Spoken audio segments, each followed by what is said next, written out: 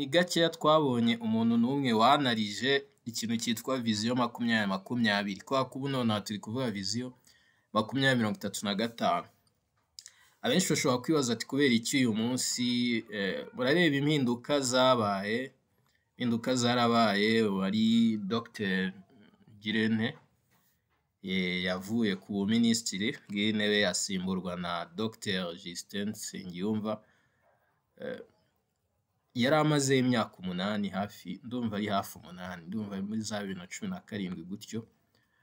Ariko ubu nonaha birasaba yuko umuntu ashobora kwibaza uti buri wese yaramushimiye n'ibyo hari ibyo yagiye akora, ariko hari ikintu kimwe nta muntu n'umwe wari wakakoza analyse yo kureba cyane cyane kuri aspect y'ubukungu n'impinduka zabaye. Rero umuntu akoze kino kiganiro byamusaba gufata ingingo nyinshi icyarimwe, ariko uyu munsi reka tubanze duhere ku bintu by'ingenzi. Kubera iki?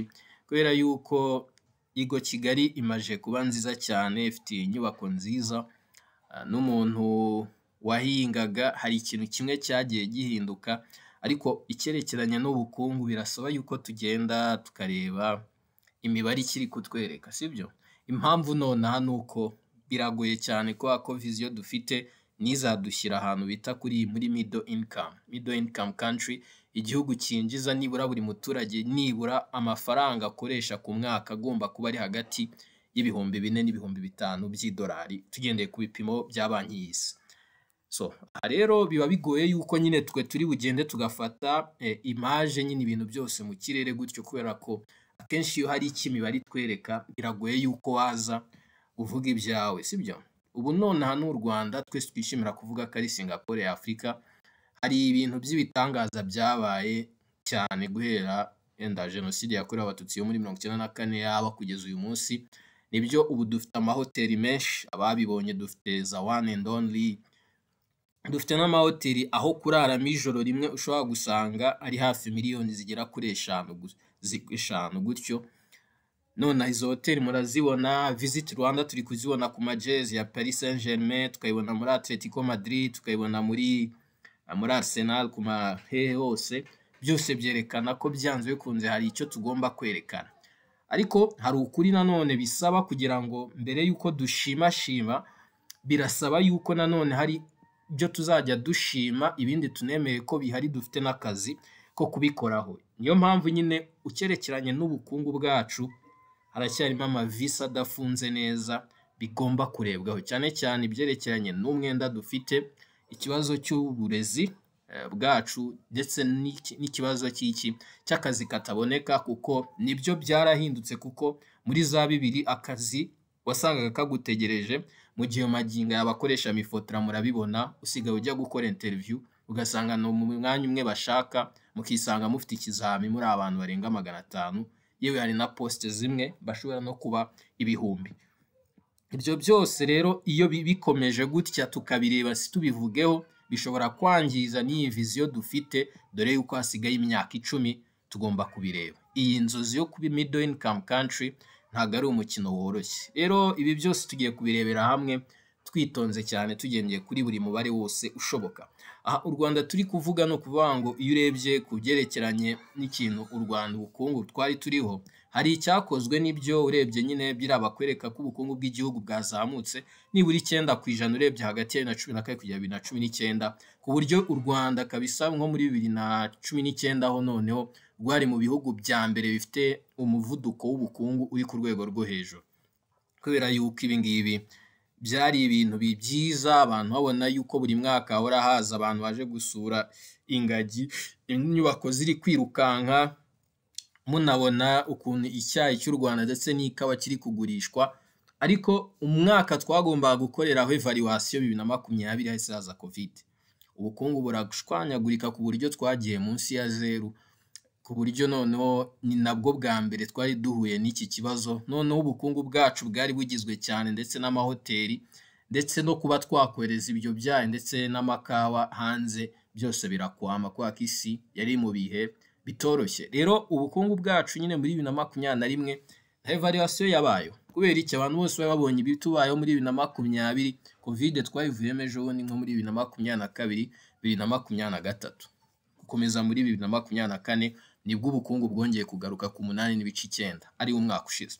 Umwaka ushize rero byari ngombwa yuko abantu bongera bakareba hashize, hari imibare byinshi yo kwishimira cyane, ariko ntago mwakoze ku ngingo ya 2025 cyane cyane aho abantu bari biteze ubukungu bugomba kuzamuka. Ahangaha impamvu ari ikintu cy'ingenzi ko tureba kuri iki kintu, ibi bintu byose uko byabaye tutitonze 2035 ubukene cyangwa se hari ibintu bitatu by'ingenzi bishobora gutuma bidukoma mu nkokora. Icyambere ni umwenda dufite, akenshi abawuvugaho bakavuga ko umwenda dufata ujya mu bintu by'ingenzi, ariko ntibikuraho yuko ari umwenda. Cyane cyane ibihugu byacu akenshi iyo hari ibintu bitatu turi buze kurebera hasi usanga ari byo dukuramo amafaranga, ariko nanone bitari sustainable. Ikindi cya kabiri ni ubushomeri, icya gatatu ni uburezi bufite uko buteye bitarajyana neza no kuri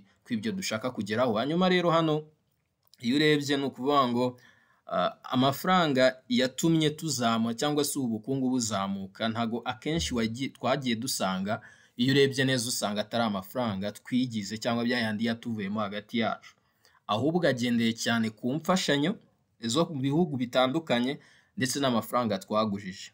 Ibi ngibi ni nayo mpamvu magingo aya guhera 2017 wenda urebeye tufatire kuri minisitiri uvuyeho, muri 2017 u Rwanda rwari rufite inguzanyo ya miliyari 4.68 z'amadolari, ariko muri 2025 dufite inguzanyo miliyari 12 z'amadolari. Ibi ngibi bisobanuye yuko 80% ya GDP yacu ishingiye ku nguzanyo. Ibi ngibi bisobanuye ikireba, ni ukuvuga ngo iyo urebye mu bihugu duturanye, Kenya yo iracyari kuri 68, nabo byatangiye kubatera ikibazo. Zambia yo byarashwanyaguritse, bo bageze mu 120. Ni ukuvuga ngo natwe turimo turagera dusatira umurongo wo kwitondera cyane, kubera yuko nabyo ubwabyo biteye inkeke. Bisobanuye ikireba, amafaranga ari kujya he? Murabibona nta mafaranga menshi y'ingengo y'imari, iyo muri kureba neza bababwira yuko amenshi azajya kubaka ikibuga cy'indege cya Bugesera, ariko ni ukuvuga ngo icyo ikibuga cy'indege gishobora kurema imirimo y'igihe gitoya, nikirangira bizasaba yuko nanone twongera tugatekereza tukavuga tuti se ko cyaje noneho kigomba kurema imirimo gute ku buryo irenze iyo icyahari i Kanombe cyakoraga, kugira tubone ko hari icyahindutse. Aha ikindi cya kabiri nanone tugomba kureba, 40% by'abantu bagejeje imyaka yo gukora mu Rwanda nta kazi barabona, ari nacyo kintu cya mbere gitegereje minisitiri mushyashya ugiyeho. Bisobanuye yuko imirimo myinshi abantu babara ni informal, kandi iyi informal ni yandi mubona abantu bacuruza bakora serivisi za momo, cyangwa se babandi baba bagerageza guhinga kugira ngo barebe ko hari ikibaho. Ibi nabyo ubwabyo ushobora kubibara nk'imirimo, cyangwa se iriya kampani nka MTN ishobora kwibara nk'imirimo bakoze, ariko ntabwo ari imirimo ushobora kuvuga ngo ni sustainable, cyangwa se nk'igihugu nk'u Rwanda cyangwa se tuzi nk'u Rwanda akaba ariho hantu tureba cyane. Ikindi nanone dushobora kuvuga nanone ubukene, iyo urebeye mu mibare ni ukuvuga ngo nko mu myaka yashize muri 2017 wasangaga umwe mu bantu batatu bari mu muhanda, ni ukuvuga ngo umwe mu bantu batatu bari mu muhanda, cyangwa se reka dukoresha abantu 5, ni ukuvuga ngo mu bantu 5 bari kugenda mu muhanda 2 bari abakene. Ariko ubu ngubu nibura mu bantu 4 bagendaga mu muhanda bavuga ko umwe ari we w'umukene. Ariko ibi ngibi ntabwo ari ngombwa ko tubireba cyane, kubera yuko umwe mu bantu 5 n'ubundi afite ikibazo cyo kurya. Ni ukuvuga ngo bishoboka ko ashobora kubwirirwa akanaburara. Ibyo rero ni ukuvuga ngo ntago iterambere ryose ryari ryatugeraho twese hamwe, ari nako kazi kaba ari ak'ingenzi cyane guverinoma iba igomba kureba. Ni ukuvuga hari icyakozwe, ariko nanone hari aho tutaragira, bigomba kumera nk'aho tutagomba kwirara, cyangwa se tugume dusigirize bya bindi byarangiye tumera nk'aho tutari kureba ko hari ibibazo. Munarebye n'amakuru muri iyi minsi, cyangwa se cyane cyane muri uyu mwaka, murebe inkuru zerekeranye no kuba abantu bashonje ziri kongera kugaruka ari nyinshi cyane. Ikindi na ziriya serivisi wenda byandi twavuga ngo byagira inka, biri kugenda bigorana. Kubera iki? Amasezo mu Rwanda turi kugiraho imihindagurikire y'ikirere ntago afavoriza ubwatsi bamwe. Ubu kugira ngo umuntu mubwire ngo yorore biri gusa nkaho bimugoye kubera ko ikibazo cy'ubwatsi n'ibishanga, uburyo management y'ibishanga nayo isa nkaho igiye kongera ikagaruka inyuma, itari bugume mu biganza yahozemo. Ikindi kintu nanone hano tugomba kureba ni uyu mwenda, kuko impamvu abantu bagomba kumenya ni ukuvuga ngo umwenda u Rwanda rufite, iyo urebye hagati ya miliyari 2.5 hafi kugera kuri miliyari 3.6, usanga dubifitiye ari inguzanyo Abashinwa n'Abahinde baduhaye.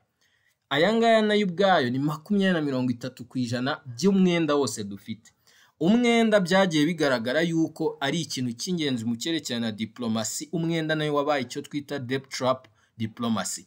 Iyi ni ikintu abantu bagomba kwitondera, kubera yuko iyo uri mu mwenda, akenshi bino bihugu bereyemo umwenda, hari igihe biguha advice cyangwa se bikaguha ibitekerezo by'ukuntu ugomba gutwara ubukungu kwawe kugira ngo ubishyure, cyangwa se bikagusaba ko utanga collateral, cyangwa se icyerekeranye n'icyo twakita nkaho ari ukutanga ingwate kugira ngo twereke yuko uri seri ushobora kuzishyura iyo nguzanyo. Gusa nanone nk'uko bigaragara nyine hafi 63% y'inguzanyo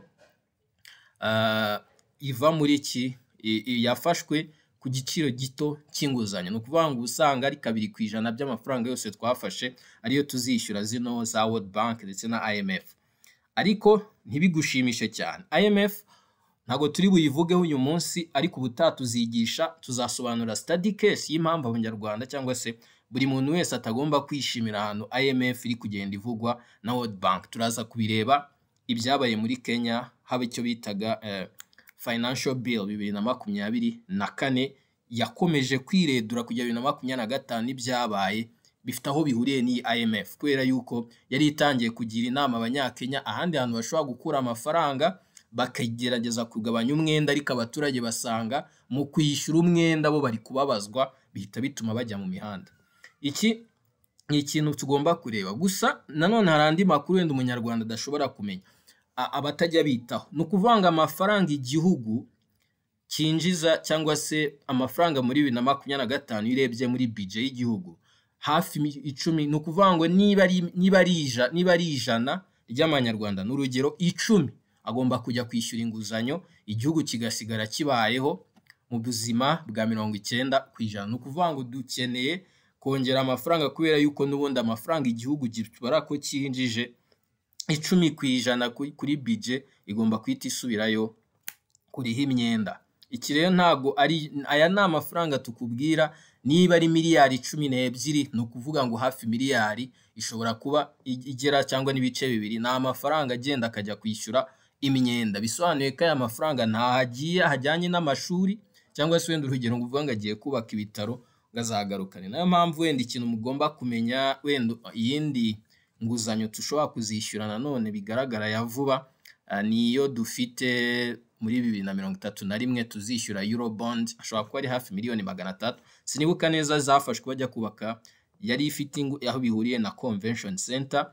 Icyo gihe rero nibyo bisobanuye yuko dukeneye gukora icyo twita productivity, cyangwa se tukazamura neza ibyo tugurisha hanze, kugira ngo tureba yuko bishobora kuduha amahirwe yuko dushobora kongera kwisanga twishyuye tudakeneye undi mwenda kugira twishyure undi mwenda. Ibi ngibi tubyita classic debt trap muri economy, kubera ko ibi bintu byatubayeho mu Rwanda, ko twigeze gufata umwenda tugiye kwishyura undi mwenda twari turimo kubaka igihe cyawo cyari cyageze. Ibi ngibi ntago ari ngombwa ko tugera ahangaha, birasabwa yuko twongera ibyo twinjiza kugira ngo tutisanga ahangaha. Hano rero ikindi kintu nanone umuntu ari kuvuga, ni ukuvuga ngo rero ibi ngibi nicyo twita deficit, current account deficit. Ahangaha bisaba ko tureba ibitabo. Ibitabo bitwereka iki? Ni ukuvuga ngo iyo twinjiza byinshi kurusha ibyo dusora hanze, ku buryo mu bitabo byacu usanga dufite hafi 10% bya GDP yacu ni amafaranga tuba tubura kugira ngo tugire ibyo duhaha, tugira biduhaze nyine. Mu gihe iyo ugereranyije n'ibindi bihugu duturanye, bo biri hasi cyane. Twe ni 11%, ariko Kenya ni 4.5%, Tanzania ni 3.1%. Kubera iki? U Rwanda rwo rwisanga ruhora rucuruza ikawa itagikiye mu ruganda, cyangwa se iri raw, ikiri nziza yayindi itaragira ikintu ikorwaho, ariko ugasanga twimporta ibintu byinshi cyane cyane ibiryo. Ni ukuvuga ngo iyo igihugu kitarihaza mu biribwa kiba ari ikibazo, kubera ko nta na rimwe abantu bazarekera kurya, bizagumya byiyongera. Bisaba iki rero? Niba twinjiza byinshi, tunongera ibyo dusora hanze kugira ngo turebe yuko byakavaringa ibyo tutarihazamo. Kwa ko hano iyo bari kuvanga inguzanyo yacu nta kibazo, cyangwa se ibintu tugura hanze byinshi ni ibyo gufasha production yo mu Rwanda, akenshi hano baba bavuga fuel na machine, ariko dusigaye twimporta ibiryo ngo kugira ngo tubihinduremo ibindi bintu. Hari n'igihe ugenda no ku isoko ugasanga uri kurya ibirayi ngo byavuye Zambia, ngo byavuye he, ukibaza no mu Rwanda ibirayi nabyo ntibihari. Nta kintu nyinshi kimeze nk'aho climate change irimo iratugora, tutarakopinga up no kuba twabona ibihingwa biduhagije kugira dukemure kino kibazo. Nubwo hari article ubushize nabonye iri kwerekana ko hari ibihingwa company yo muri Gabiro agro processing barimo abasirikare nabonye bari kugerageza kureba ko nibura imbuto zizajya ziva inaha. Iyo initiative ihereye hariya, ariko byagakwiye kuba ari ibintu banaprivatiza, abaturage bakabishyiramo imbaraga nk'uko turi busoze tubirebera hamwe. Ni ukuvuga ngo hano rero bisobanuye iki? Ni ukuvuga ngo u Rwanda rushobora kuba rufata ikofi yacu wenda urugero tukayigurisha $1, ariko yagera i Burayi bo bakabasha kuba bagurisha akabaga kamwe bakakagurisha $300. Ni ukuvuga ngo bo nta nyungu bafite yo guhinga kofi. Ari ibintu mvune zo guhinga n'iki n'izanyu, ariko twebwe turabizi dufite isoko, tuzakorera amafaranga gukuba inshuro zirenga 100 ayo twe tuba twabahaye tugura icyo kiro cya kofi yabo. Bisobanuye iki? Bisaba yuko u Rwanda ubu bisaba yuko nitudatangira kwikorera processing cyangwa se nkuko twabikoze ku gold, bikenewe yuko nibi bijya mu makawa ndetse n'ibyayi. Sinzi amasezerano dufitanye n'ibihugu byo hanze, ariko birakwiye yuko bagerageza kureba uburyo bayavugurura kugira ngo ajye mu nyungu zacu, kuko nitudaprocessinga izi coffee na tea kwa karizo none hadufite ngo zibashe kuduha zakongerayo zatwinjirizaga mu gihe tutarademize ayandi masoko, dushobora kwisanga n'ubundi izi nzozi dufite za 2035 tugezeyo nanone bimeze nk'uko byagenze ubushize. Tugende noneho ku gice cy'uburezi, ari nacyo gice gikomeye, nta nubwo ndi buvugeho byinshi ko analyse zose zarabaye. Ni ukuvuga ngo crise ikomeye cyane u Rwanda rufite ni education. Kubera iki? Irimo iratenguha ubukungu bwacu, kuko iyo ugiye muri statistique urareba ugasanga 60% by'abana biga muri primaire bashobora kurangiza batazi gusoma. Ni ukuvuga ngo umuntu amara imyaka 6 ari kwiga, mu bana 10 bari kwiga 6, abantu 4 bonyine nibo barangiza bazi nibura gusoma. Ibi bintu ntago ari byiza. Icya kabiri, abanyeshuri 20% nibo babumva bakiga ama science. Ubu ngubu nubwo bagiye guhindura ama section nabonye bari kubihindura, ntago understanding cyangwa se ntago ndumva neza uburyo bagiye kubihindura, ariko akazi kari kwiyongera ku isi nakerekeranye na tech, kandi tech na STEM cyangwa se science technology na technology na mathematics, ibingibi ni tutabijyamo cyane tuzisanga twasigaye, kubera yuko ibingibi ni hisirimo iragana. Ni ukuvuga ngo ikindi cya kabiri, abantu barangije TVET baracyastrugglinga kubera yuko ibintu bize n'iby'isoko rikeneye akenshi basanga isoko ryarabasize mu gihe bo barangije, kandi ntago cost yo gutegura umuntu ntago mu Rwanda amakampani yose arayumva. Rero akenshi ntuza yanjye nkunda kwifokasinga cyane kuri Malaysia cyangwa se Asia, ariko uyu munsi ndafata Malaysia kubera ubw'impamvu. Muri 2024 ndabyibuka hari itangazo ryaje rivuga yuko hari company y'abanyamalaysia yitwa Pemandu Associates. Iyi ngiyi yaje gufasha u Rwanda mu kureba uburyo bafasha guverinoma gukora plan yo guhindura economy y'u Rwanda ikamera neza, ku buryo bagera kuri vision 2050 bayikeneye ibitekerezo. Reka dukoreshe Malaysia barimo baravuga turebeho noneho uko bimeze. No kuva Malaysia yo 20% ya budget yabo bayishora mu burezi. No kuvuga ngo nabo bafite intego isa ujya kumera nk'iy'u Rwanda, kuzaba tech hub. No kuvuga mbere biremye inganda nyinshi zigeze kujyayo, ariko ubu ziri kuvayo kubera yuko ubuzima bwabo hari aho bwazamutse buragera, amakampani inyungu babonagira agabanyuka, basa nkaho bimukira mu bindi bihugu byoroshya intuza byamenyereye systeme y'inganda kandi bitasaba ko bashora menshi, ariko nibura ntibyabujije yuko nibura bifite aho byabasize natwe dukeneye kujya, ariko nabo urebe kubera bazi uwo mumaro bongereye amafaranga bashora mu burezi agera kuri 20%. Mu gihe twe u Rwanda rwo none dushora 12% byonyine, bikwereka yuko dukeneye na rira 12% naryo rero niba ari ryo ryagenwe rijye mu buryo buri strategique ku isi, ku buryo amafaranga yose buri giceri cyose cyagiye kigomba gukora icyo kigomba gukora, kubera yuko mushobora kumva 12% mukagira ngo twagerageje.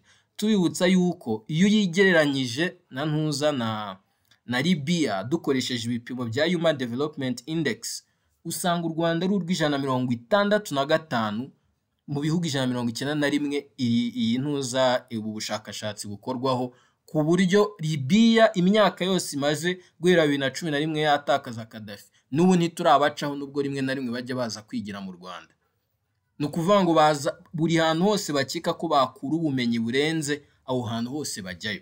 No kuvuga ngo rero ngo nibyo abantu bashobora kuvuga ati iki, ariko mushobora tubyumve kimwe. U Rwanda rwazanye Carnegie Mellon University, bazana Rwanda Coding Academy ndetse n'izindi tech hub ziri kuza n'ama university, ariko muze kureba minervare bishyura bisobanuye yuko nta kantu gatoya cyane, n'aba elite bakeya bazagira amahirwe yo kujya mugira kuko mu gihe twe kugira ngo tugere kuri vision ya 2035 bisaba amamiliyoni n'amamiliyoni akeneye ubumenyi, apana kuba dufite abahanga bakeya mu bintu turi busingize tugasingiza. Akenshi gusanga ubumenyi turi kubasingizamo buri base. Hanyuma ikintu cyakanga ahantu hano none abantu bashobora kuvuga bati wahereye kare du criticizinga tugira ibintu byinshi tuvugaho, wowe wavuga iki nkawe? Ntago ndi umuhanga cyangwa se mvuge ngo ndi muri position, kuko hari amakuru wenda ababirimo baba bafite cyangwa ibindi, ariko kubera yuko nanjye ni refera cyane kuri Aziya, kubera ko niho hantu meze nkaho ekonomi zabo nzimaramo minota myinshi ndimo ndazigiraho ndeba ibyo bakoze, ubuzima bwabo akenshi umuntu aba bukurikirana. Hari ikintu kimwe tugomba kwemeranya, u Rwanda rushobora guturning around bino bintu, ariko ntago bingombwa ngo dukopiye, ariko hari amasomo make tugomba guheraho. Hari ikintu cya mbere, politiki. No kuvuga ngo politiki iri bumere nkaho ihindutse tugenderaho, cyangwa se politiki cyangwa modo turi bugendereho birayisaba yuko iza guhinduka. Kubera iki? No kuvuga ngo biradusaba yuko twongera ibyo tucuruza hanze. No kuvuga ngo turi bureke kujya twohereza kofi iri aho ngaho iri raw cyangwa se idafite ikindi kintu yakuwemo, dutangire dukore kofi ishobora kuba packaged cyangwa se ihita ikoreshwa ako kanya. Natwe tunayipromotinge turebe niba ari ibintu twagira umucina, cyangwa se niba nta bindi bihugu byabigize umuco ku buryo dushobora gufata kofi yacu ikajya guhangana n'ibyayo. Niba twizeye neza kofi yacu yuko irenze, tukayishyira muri competition, natwe tukagerageza kugabanya margin nako tukagoya amafaranga twunguka kuri iyo kofi twari dufitemo ubwo bushobozi. Ikindi kintu nanone tugomba kureba, ibingibi impamvu mbivuze, ibihugu nka Thailand na Malaysia biracyakoresha iyi forme, ndetse na Indonesia, buretse ko bino bihugu hari special case bifite, ariko kino muri ibi bintu byo kuba byatekereza mu buryo bwo kuzajya be-exporta cyane ntago barabihindura. Nubwo hari izindi advantage bafite tutagiye gusobanura uyu munsi, ariko ibi babyitondera cyane. Natwe twashyira ingufu muri ibi ngibi byacu biboneka, tukareba uburyo niba twabikuragamo miliyari imwe nibura zaba 10 cyangwa se 12, birashoboka. Nkuko twabivuze birashoboka. Ni ibintu nyine abantu nkuko igihugu gishora mu kugira ngo tubone isusho nziza, biranashoboka ko bashora muri R&D ku buryo natwe tureba uburyo ibyo bintu bihinduka. Tubaje kugira aba marketing geniuses, aba sales bari genius, bashobora no kubiseringa no hanze, tukagira amahirwe yo kubona izi revenue. It's a matter of decision making, no kuba abantu bumva kimwe akamaro k'ibyo bintu byagira ku bukungu. Ndetse hari n'ikintu kimwe, tourism yacu irakinjiza amafaranga make pe, aracyari munsi ya miliyari imwe. Niba ari ikintu twashatse gushyira imbere, hakenewe investment irenze UTB ndetse n'aya makampani ari gutraininga abana kuba abatour guide n'ibiki, dukeneye kujya deep. Niba hoteli imwe twatangiye kwishyira kuri miliyoni 5 zibimerite, aha tunatangire tunareme scenario cyangwa se, kuko abantu bagiye Thailand cyangwa bagiye Singapore barabibonye yuko ni ibihugu si binini cyane ariko biguha impamvu ugomba guspendinga penny yawe muri izi economy. Ni ukuvuga ngo umuntu aplaningi umuntu tour yo mu Rwanda agomba kuba kuri tour ari buyikoreho hari amafaranga ari average ari buspendinge, kandi akaba ari ibintu umuntu yatahita kandi yahanganisha n'ibindi bihugu. Ubushize twigeze gusharinga n'urugero, nigeze gusharinga nerekana ukuntu Tanzania noneho yagerageje kuvugurura tourism yabo ku buryo na perezida w'igihugu asigaye akunda kujya gukora hiking nawe akishyura kugira ngo arebe kuba boosting ibyo bintu. Buri gihe iyo yagiye ari abaturage cyangwa se abandi bantu babashaka nabo kuba bagiye kubera perezida yagiye, ariko byagiye bitanga umusaka ku buryo tourism ubushize iri mu bintu muri sector zinjirije cyane Tanzania kurusha ibindi bihugu. Ntago ari byo tugiyemo, twenda twakomeza rwa rugero turi kwerekana. Ikindi kintu nanone turi bwitondere hano, Afrika ifite abakonsomateri imwe n'ibice bitatu. Aha rero niho hakomereye. Ni ukuvuga ngo ibihugu twegeranye nabyo hagomba kuza uburyo dushobora kugumya tutumvikana, nkuko Cambodia ndetse na Thailand ntago byumvikana ariko birahahirana.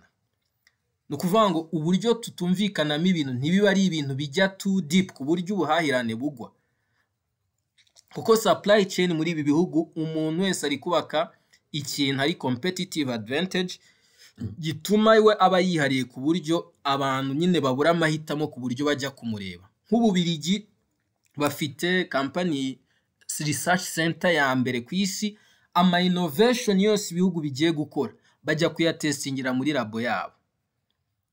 Iyo company irahari, abafite ubushobozi cyangwa se mwanya mwajya kuyishaka irahari. Ni ukuvuga ngo ni Inter University, urumva, Microelectronic Center. Ni ukuvuga ngo iyo IMEC niho ama research yose ajya gukorerwa. Ububirigi ni agahugu gato ariko gafite power. Kubera iki? Iyo research center barayifite, ni ukuvuga technology ya mbere igiye gukoreshwa mu bindi bihugu baba bagiye kuyitestingira hari. Iyi ngiyi company mwita Swift bagiye kuyitangira hari. Ni ukuvuga ngo bafite ibintu nubwo dushobora kubanga ariko bafite ibintu baremye ku buryo nubwo abantu babanga still baracyarirayenga kuri ya system yabo nubwo baba batumvikana nabo. Natwe rero iyi FCTA iyi twirwa twamamaza ngo ni gute abanyafrika bacuruzanya, ni 1.3 billion consumers. Ibihugu byose biri muri Afrika ntago turi kuri pace imwe. Hari ibintu, hari ama sector dushobora kwipositiona neza tukaba twajya gusavinga zira market.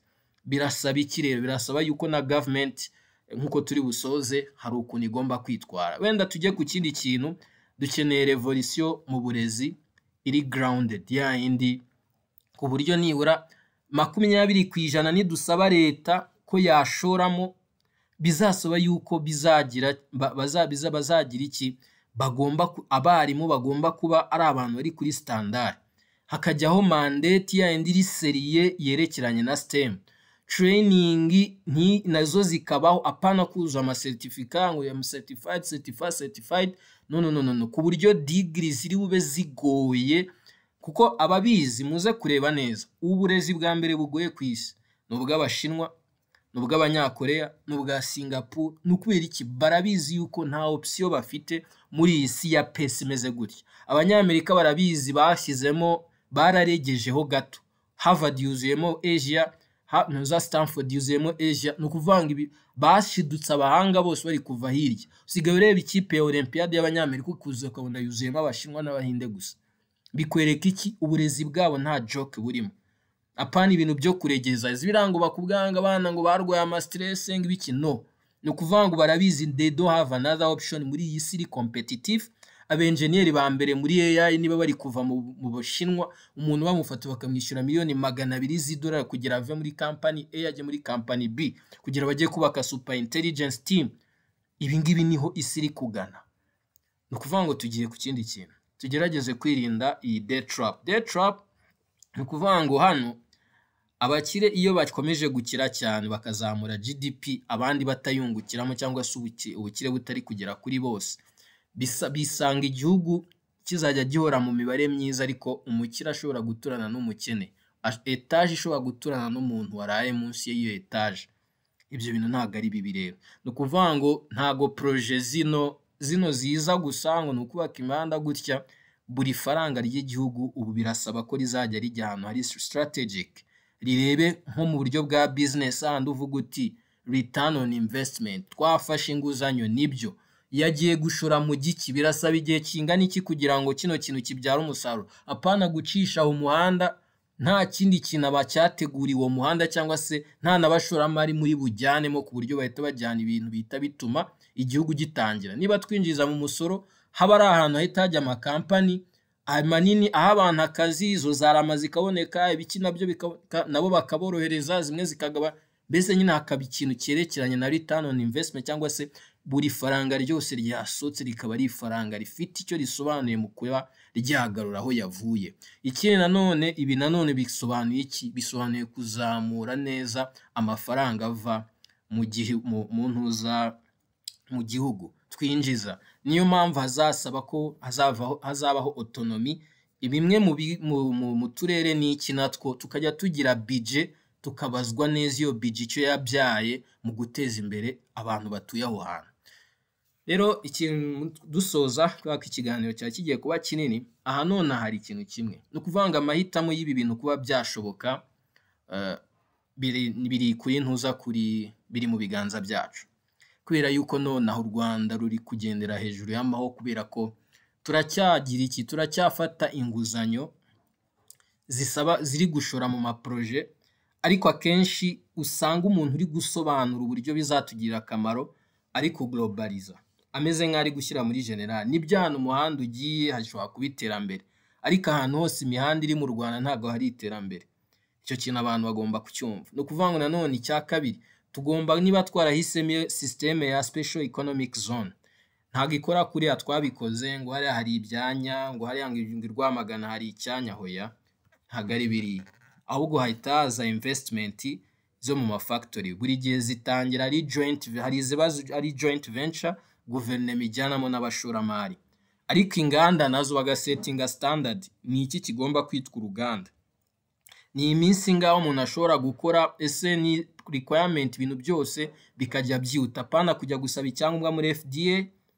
Ugiye gukora uruganda agashyira amezi 5 utaranabona n'icyangombwa, kandi uruganda utarutangira, cost n'ibiki byose ugasanga biratakaye. N'uwari ugiye gushora arivumba, yagiye nk'Ibugande, ashobora gukora n'amezi 5 ategereje ko kiza gikorera kuri temporaire.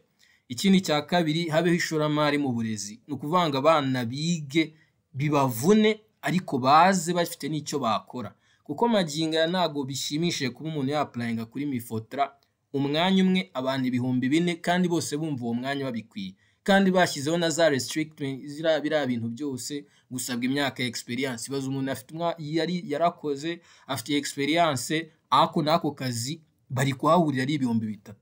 Ubu ni ukuvuga ngo n'abafite uburambe nabo barumva ko kariya kazi bagakwiye, ariko ari akazi k'indyankurye hahandi bazi ko ari ugukora gutya. Hari n'ukabura kumva yuko agomba kwiyakira akajya mu bindi bintu ashoboye, kubera ko arabizi ko demand iri hariya itoroshye. Ibi rero nibyo nkubwira, no kurema imirimo n'ibindi biza bikurikira. Niyo mpamvu birashoboka ko 2035 ira viziyo yo kuba twabaturi, ariko birasaba reforme za zindi ziryana, za zindi zitari ugushimashima, za zindi zitera urushinge aho biri ngombwa, bagakuramo umuntu aho biri ngombwa, kubera yuko niko mbibona. Sinzi aho kubitekereza, wenda ushobora kutubwira, ariko hari byinshi cyane dushobora kuvuga.